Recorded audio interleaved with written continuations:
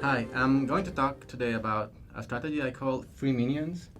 And it's a strategy, I'm calling it minions because I'm free because it's a strategy that I have used very successfully to get students to give each other feedback.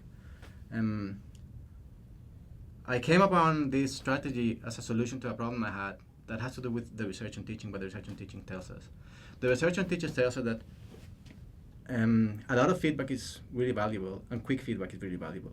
But when you only have one teacher instructing a number of students, it's hard for that teacher to provide quick feedback and a great amount of feedback.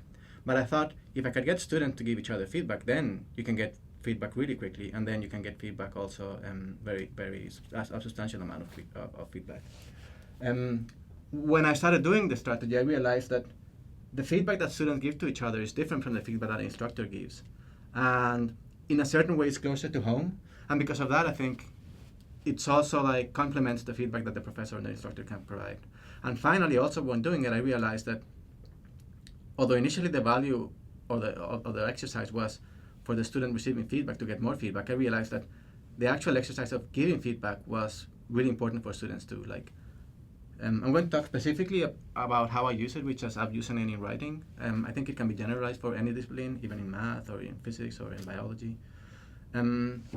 But for instance, when you write a paper, one crucial skill you need to develop is the skill to edit your paper. And one good way of developing the skill is by editing other people's papers. So those are the four main questions what I think that is, or the things that motivate me to develop this strategy. Now, I think it's important to realize that many people have tried it and it's not trivial to make it work well. And I want to share with you what I did to make it work and to make it a successful strategy. So the first thing, and this is really important, before you start anything, you have to mention to the students that, first of all, they're not meant to be evaluating each other. They're never going to give each other grades. And be really emphatic that the feedback is not merely negative feedback, but constructive feedback is crucial, and always positive feedback has to be involucrated. That really helps students lower their anxiety about what the point of the purpose is.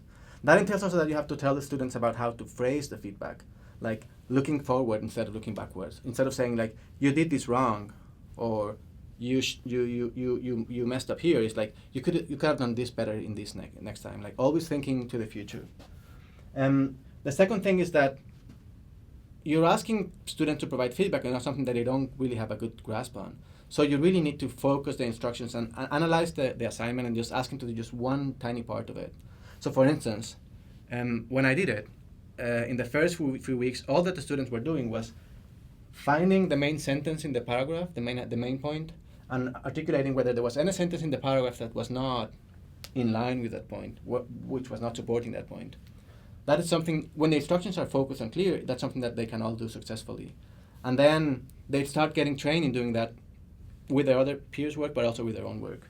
And after that, I remember that the next thing I did was like evaluate whether the particular quotations are being well supported by the specific things that the students are doing. So if you analyze the task of giving feedback on a paper in general to just one particular aspect of it, you will get feedback that is much better. And you will get feedback where the students actually feel more comfortable doing. Finally, you need for the feedback to be important for students. They have to do something with it. The feedback cannot just be sitting idle. So what I did in my case was to ask the feedback that the students would give to each other had to be incorporated, and they had to rewrite the paper. And there are other ways in which you can make the feedback not idle, but if all you're asking the student to just give feedback, they oftentimes don't really care too much about what the other peers have to say, especially if they're first or second year students. When they're older, you can just leave it at that and they'll take seriously. Finally, and this is not this can vary, but I found that groups of three is really wonderful.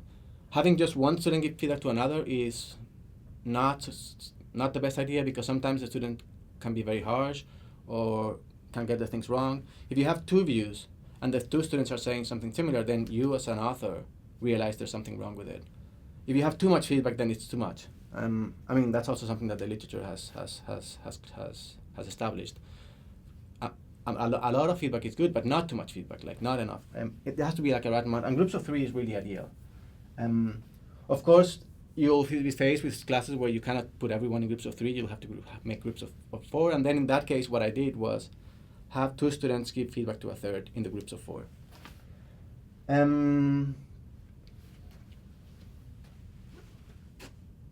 I think that's about everything that I wanted to say. Now, the way I used it in my own classroom, the way I implemented it was, for each week we had a topic we had to read.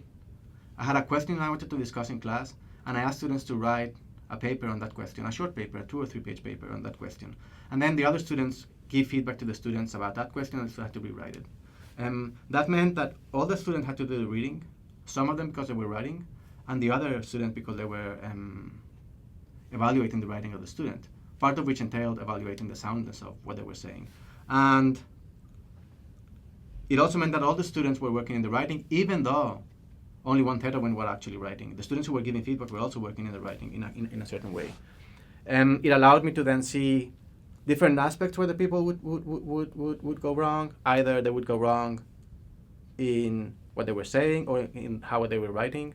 And they would go wrong sometimes in the feedback they would provide, and that's really helpful because you see, okay, this person is not having a good idea of how it is to edit a paper.